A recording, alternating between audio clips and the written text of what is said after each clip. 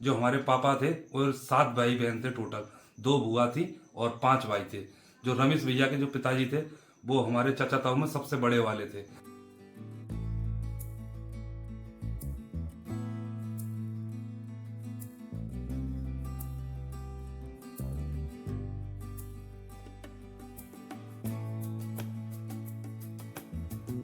आज तीजा है भैया का, मतलब बरकटा है।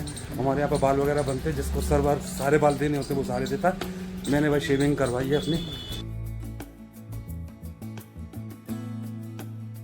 अभी जो ये वो हैं जो रमेश भैया को जिन 4 लड़कों ने कंधा दिया था, चारों मेरे भतीजे हैं, इनको खाना खिलाया जा रहा है तीजा ना। इसके बाद मंकू खाएगा क्योंकि मंकू ने दाग दिया था। और भाई कई सारी प्रक्रिया होती है खाना खिलाने की भी, वो भी पूरी की पूरी मैंने दिखाने की कोशिश की है। तो भाई राधे राधे, नमस्कार दोस्तों, कैसे हैं आप सब? उम्मीद है सब ठीक होंगे, मस्त होंगे, स्वस्थ होंगे, जबरदस्त होंगे। गाइस स्वागत है आप सभी का एक और ब्लॉग में। और भाई जैसा कि कल वाले वीडियो मैंने आपको बताया था कि मैं गांव जाने वाला हूं, और मैं गांव आ चुका हूं। इस समय अपने गांव में हूं और आज तीजा है भैया का, मतलब बरकटा है। हमारे यहाँ पे बाल वगैरह बनते हैं, जिसको सारे बाल देने होते वो सारे देता है। मैंने भाई शेविंग करवाई है अपनी। और अभी कुछ प्रोग्राम चले हुए हैं मंकू को, क्योंकि मंकू ने क्रियाक्रम किया था ना भैया का। तो ये रहा हमारा मंकू। अभी पानी की मटकी का एक बांधने का काम होता है। ये सामने जो दिख रहे हैं मेरे ताऊ जी के बेटे हैं, ये दूसरे हैं। और ये मंकू है साथ में उनके। यहाँ पीपल के पेड़ पे मंदिर पे पानी बांधा जाता है, तो उसी बांधने लाया है मंकू।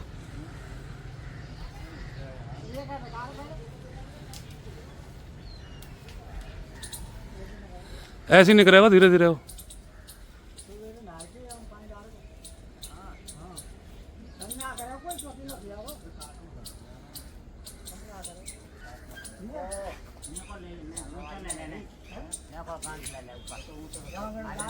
ज्यादा ऊंचा मत कर दियो, ऐसा मत छोड़िए को, फिर देख लियो ढीली न रह जाके तो सर चुका जाए। रुक गई, पानी को भाव देख लियो, हल्को ही टपके।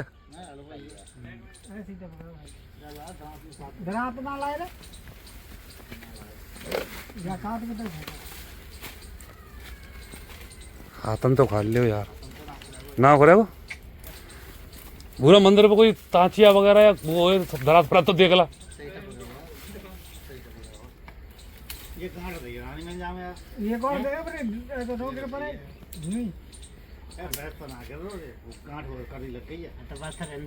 चलो भाई पहला काम तो हो गया है। वैसे अभी जहाँ पे हैं ये हमारे गांव का बड़ा मंदिर है, इसको दाऊजी मंदिर बोलते हैं। और सामने जो आपको दिख रहा है ना, ये भाई बलभद्र कुंड है। इसकी कहानी ऐसी है कि भगवान यहाँ पे गैया चरा रहे थे और एक गायों को प्यास लगी तो अपनी बंसी से यहाँ पे तालाब बनाया था। इसका नाम बलभद्र कुंड है। 84 कोस की जो परिक्रमा लगती है ना, उसका बहुत ही महत्वपूर्ण महत्व वो है। और एक यहाँ पे धनकासुर का राक्षस रहता था। ये वाला देखो तस्वीर लगी हुई है उसकी बना के पत्थर पे। धनकासुर का यहाँ पे दाऊजी महाराज ने वध किया था। तो बहुत ही हिस्टोरिकल प्लेस है। हमारे गाँव का जो है 84 कोस की परिक्रमा का एक पड़ाव पड़ता है। किसी और दिन इस मंदिर का गांव के बारे में पूरा बताऊंगा, फिलहाल टाइम नहीं है। और आप लोग समझ ही रहे हैं कि कहाँ पे हूँ इस समय, किस काम करने लगे हुए हैं। तो इससे पहले जब घर आया था तो बरकटा चल रहा था, बाल कट रहे थे, तो मैंने भी भाई शेविंग करवाई है। फिर ये काम हुआ, अब घर की तरफ चल रहे हैं कि घर में क्या काम चल रहा है धीरे धीरे बताता रहूँगा आपको। कोको लगो मालूम है।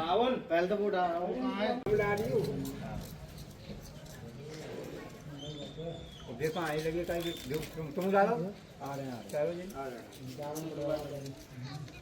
तो लाइक हमने छोड़ाने की वैसे ही चल रहे हैं। हम लोग ये लेकर ले आ रहे हैं। बताइए तू कहीं घूमता है घर में बोलना ना रहे जब बैठ कहीं हो। हाँ अभी जो ये वो हैं जो रमेश भैया को जिन 4 लड़कों ने कंधा दिया था, चारों मेरे भतीजे हैं, इनको खाना खिलाया जा रहा है तीजा ना। इसके बाद मंकू खाएगा क्योंकि मंकू ने दाग दिया था। और भाई कई सारी प्रक्रिया होती है खाना खिलाने की भी, वो भी पूरी की पूरी मैंने दिखाने की कोशिश की है। और आज से घर में खाना बनना शुरू हो जाएगा। हमारे यहाँ पे जब किसी की डेथ होती है ना, जब तक तीजा नहीं हो जाता तब तक घर में खाना नहीं बन सकता। अब हमारे घर में 5 घर हैं, 5 घरों में से किसी के यहाँ चूल्हा नहीं जल सकता। तो पार पड़ोसियों को यहाँ से खाना पीना जो भी होता है वो होता है। आज से घर में बना के अब खा सकते हैं और दूसरों को खिला भी सकते हैं।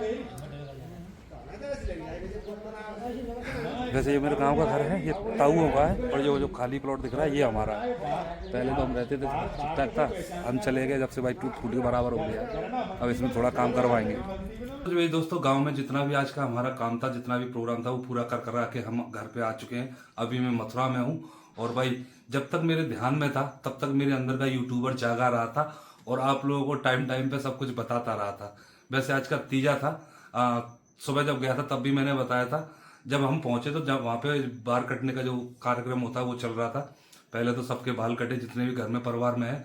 जिन लोगों को सर और ये सब कुछ करना था उन्होंने सर वाला, पर भाई मैं गाड़ी चलाता हूँ रोजाना, तो मजबूरी में मैंने बाल सर के नहीं, केवल शेविंग करवाई थी।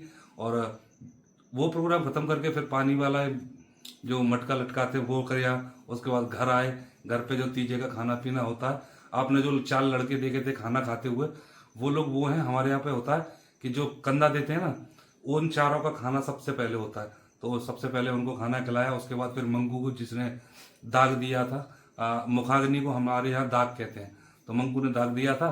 उसके बाद मंगू का फिर परिवार के जितने भी लोग थे उन सबको खाना। और आज से हमारे घर में सबके में घर में खाना बनना शुरू हो जाता है। जब भी हमारे यहाँ पे मथुरा में ऐसा होता है, किसी के यहाँ डेथ होती है ना, तो जब तक तीजा नहीं हो जाता है तब तक घर में अपने यहाँ चूल्हा नहीं जला सकते। तो आज से अब ये है कि कोई रिश्तेदार वगैरह भी आता है तो हमारे जो 5 घर है परिवार के, उन सब के यहाँ चूल्हे चालू हैं। तो किसी के भी यहाँ पे कोई भी जाके बैठता है तो खाना चाय वगैरह बना के दे सकते हैं। वरना जो मोहल्ले में पड़ोसी होते हैं उनके यहाँ से चाय वगैरह बन के आती है, उनके यहाँ से खाना बन के आता है। तो 2 दिन हमारे यहाँ ऐसा चला था। अभी घर में खाना भी बनेगा, सब कुछ होगा। और भाई जैसा कि मैं आपसे बोल रहा था कि कल रमेश भैया के बारे में डिटेल में बात करूंगा। तो हमारे जो रमेश भैया थे, जो हमारे पापा थे, वो 7 भाई बहन थे टोटल, 2 बुआ थी और 5 भाई थे। जो रमेश भैया के जो पिताजी थे वो हमारे चाचा ताऊ में सबसे बड़े वाले थे। और भाई हम लोगों ने तो क्या कहते हैं कि हमारे जो बड़े भाई हैं ताऊ वगैरह हो गए, उनमें से भी कई लोगों ने सबसे बड़े वाले ताऊ जी को नहीं देखा था, क्योंकि उनकी डेथ बहुत जल्दी हो गई थी, हमारी ताई जी की और ताऊ जी की। तो रमेश भैया और रमेश भैया की एक बहन और थी, वैसे बहन भी गुजर गई उनकी बहुत पहले ही, और रमेश भैया आप गए। तो रमेश भैया सबसे बड़े ताऊ जी के बेटे थे, और शायद हम जो 10-12 भाई हैं उन सब में भी रमेश भैया सबसे बड़े हैं। इवन ये लगा लो कि मेरे जो पिताजी की एज थी रमेश भैया के लगभग बराबर की थी। तो रमेश भैया की उम्र लगभग 70 साल के करीब हो गई थी। उनको 1 साल पहले हार्ट अटैक आया था। तब जो पुराना वाला चैनल पे मैं ब्लॉग डालता था उस पर अगर आप वीडियो देखेंगे तो रमेश भैया के जब हॉस्पिटल में थे तब की एक वीडियो पड़ी हुई है।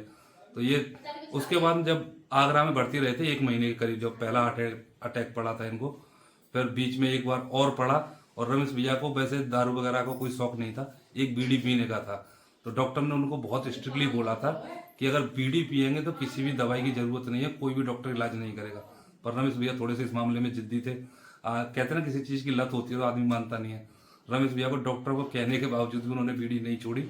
पहला अटैक तो आ ही चुका था, फिर दूसरा आया और इस बार तीसरा आया। पहले 2 अटैक बंसी वाले की कृपा से वो सरवाइव कर गए थे, तीसरे वाले को नहीं कर पाए। जब कल भी मैंने एक छोटा वीडियो जो बनाया था, शॉर्ट वीडियो, उसमें बताया था कि हमारे जब पापा गए थे, सबसे बड़ा मैं था और सबसे छोटा वाला भाई है जो मुरारी। तो मुरारी ज़्यादातर उनके पास रहता था पापा के जाने के बाद, तो उनका भी लगाव ज़्यादा था, फिर हमारे परिवार से भी ज़्यादा था। थोड़ा समय आगे बढ़ा तो हम लोग यहाँ मथुरा शिफ्ट हो गए, बाकी परिवार हमारा पूरा गाँव में ही है। तो रमेश भैया यहाँ भी आके मिलने आते थे, सब कुछ था। तो मुरारी की तरफ उनका लगाव, जब किसी बच्चे को आप गोद में रखते ना, रमेश भैया के खुद के कोई बच्चे नहीं थे तो मुरारी से उनकी अटैचमेंट ज़्यादा बन गई थी, मुरारी से बहुत ज़्यादा प्रेम मानते थे। तो रमेश भैया हॉस्पिटल में थे तब वो बोल के गए थे, या मेरा जो मुखाग्नि देने का या तो मुरारी करे या फिर मंकू। मुरारी की नौकरी की वजह से हमने मंकू से भैया को दाग लगवाया था, तो मंकू तो वहीं पे भी है अभी भी। और जिस दिन दाग लगा था उस दिन मंकू बहुत परेशान था, क्योंकि मंकू इतना गांव में कभी गया नहीं है और परिवार के लोगों को भी इतना ज़्यादा जानता नहीं है। तो बोला था पापा 12 दिन में कैसे काटूंगा, लेकिन अब मंकू खुश है वहाँ पे, घर के जो परिवार के बच्चे सबसे घुल मिल गया है, तो अब उसको कोई टेंशन नहीं है, 12 दिन आराम से कट जाएंगे। हमको मजबूरी में यहाँ इसलिए आना पड़ता है कि मथुरा में भाई घर में कोई रहना चाहिए। अभी मम्मी, अंजलि, मंकू, छोटा भाई मुरारी, उसकी वाइफ वो गाँव में ही है। हम लोग, मैं और गीता यहाँ घर आ गए, और बीच वाला जो भाई है भूरा और उसकी वाइफ है, उसकी 3 लड़कियाँ, कब्बू, टिल्लू, खुशी, वो भी आ गई हैं मेरे साथ। मैं ऑटो लेके गया था, ऑटो में सबको लेके आ गया। अब मुझे कल तो दिन भर तो मैं काम करूंगा, क्योंकि कल शनिवार का दिन है और हमारे यहाँ शनिवार को कोई रिश्तेदार वगैरह आता जाता नहीं है। या तो संडे को आएंगे या बुधवार को आएंगे या फिर शुक्रवार को। तो कल का दिन फ्री है, रिश्तेदार वगैरह आएंगे नहीं तो हमें भी ज़्यादा जाने की ज़रूरत नहीं है। तो कल हम ऐसा करेंगे, मैं दिन भर काम करूँगा, शाम के टाइम में जाऊँगा, शाम को रात को मैं ही रुकूँगा। मम्मी बोल रही थी रुक जा, कोई दिक्कत नहीं, पर घर में भाई शहर का मामला और आजकल का माहौल ऐसा है कि कौन कहाँ घुस जाए घर में, इस वजह से हम लोग आ गए। अभी खाना पीना खाएंगे। रमेश भैया के बारे में क्या कहूँ यार, रमेश भैया की बहुत सी यादें हैं। जब हम गांव में रहते थे छोटे छोटे, तो रमेश भैया को एक आदत थी, उनके पैर में ठेक पड़ जाती थी, तो ब्लेड से वो हमसे ठेक कटवाते थे और उसके भाई 1 रुपये 2 रुपये देते थे। उनके जब यंगर एज थी, हम छोटे थे, तो हमसे सफ़ेद बाल जो होते हैं ना 1-2 निकलते थे, उनको नुचवाने के भी 1-2 रुपये देते थे। बहुत अच्छी आदत थी रमेश भैया की। बंसी वाले के आगे किसी की नहीं चलती भाई, बहुत इलाज करवाया। अगर वो शायद बीड़ी छोड़ देते तो शायद 2-4 साल और सर्वाइव कर जाते, लेकिन उन्होंने बीड़ी नहीं छोड़ी। तो भाई आप लोगों में से भी जितने भी लोग बीड़ी पीते हो, नशेबाजी से किसी का कुछ नहीं है, छोड़ दो, नशा मुक्त समाज बनाओ, बहुत अच्छे से जियो, परिवार को भी आगे देखिए।